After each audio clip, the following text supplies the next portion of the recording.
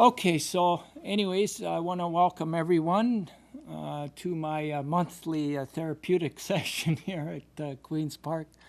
No, but in all seriousness, I'm here to really announce hopefully what's going to become some exciting news. For anyone that's listening right now and that doesn't know my story, I guess I'll take just a few minutes to briefly give the background. There was four major things that happened in my life in the last 15 years. And the first was in 1995 when I had hours left to live. And I received a liver transplant, and that saved my life. And after I woke up after the operation, I just had this extreme desire to thank the donor family, and I did a 12,000-mile walk.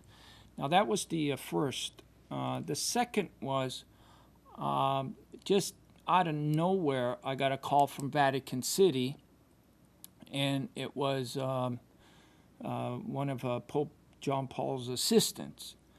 And he asked me if I would like to come to Vatican City because the Pope was watching the campaign I was doing. I was actually carrying an Olympic-style torch going from city to city on this very long journey. And, next thing I know, I'm in front of the Pope and I'm passing him the torch. And it was in front of a world audience. And that moment, was kind of like a surreal, magical moment because I still couldn't believe I was in front of the Pope, and and I'm passing him this torch.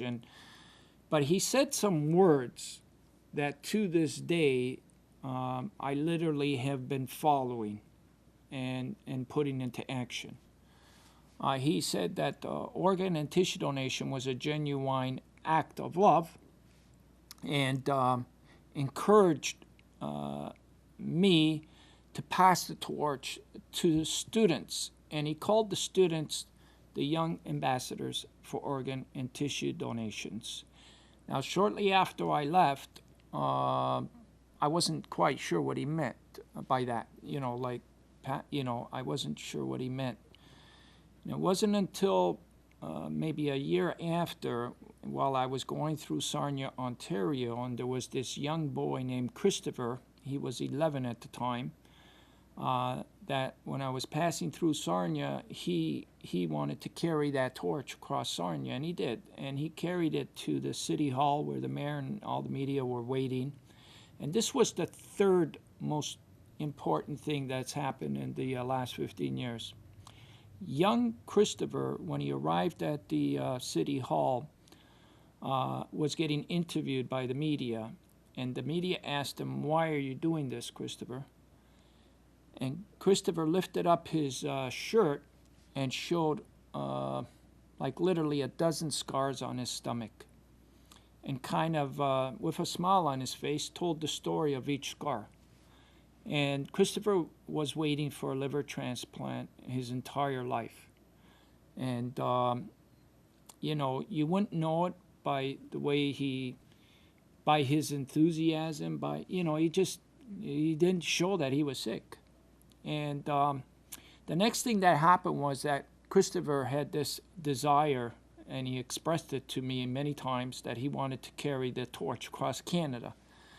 And at first I didn't know how this was going to happen, but he kept calling me, and then something hit me that maybe this is what the Pope meant, pass the torch to the students.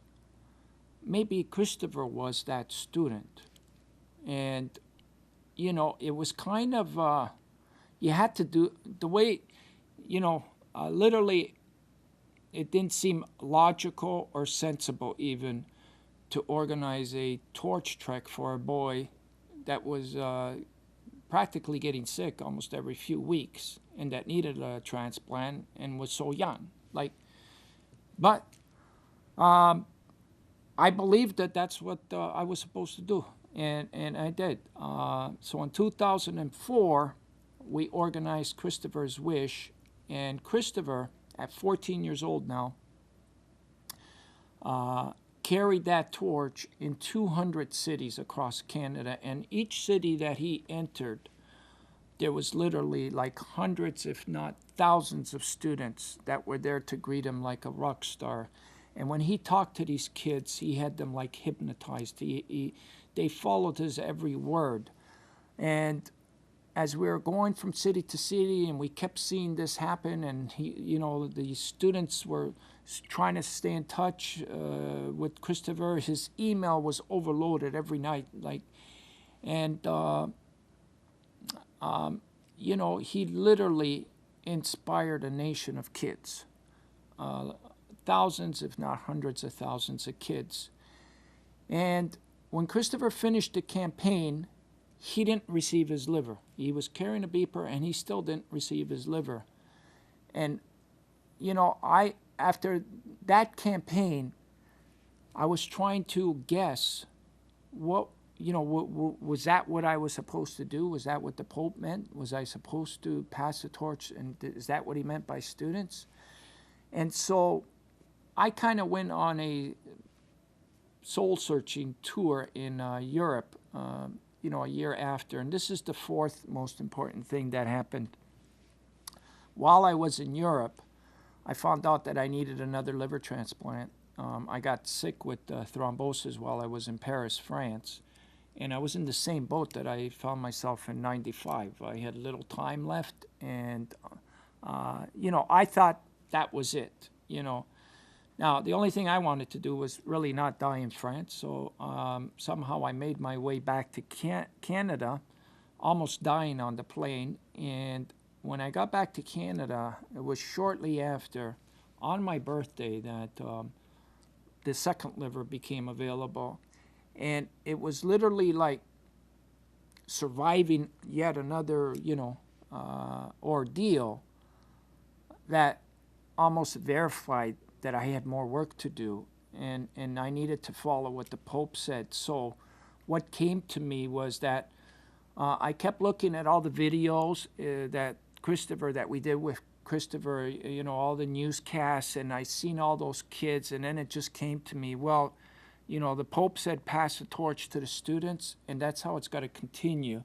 So the next campaign that we organized was a 100-student torch relay across Canada, and that was in 2007. And in every city, a student was chosen to represent the torch and become a young ambassador for organ donations.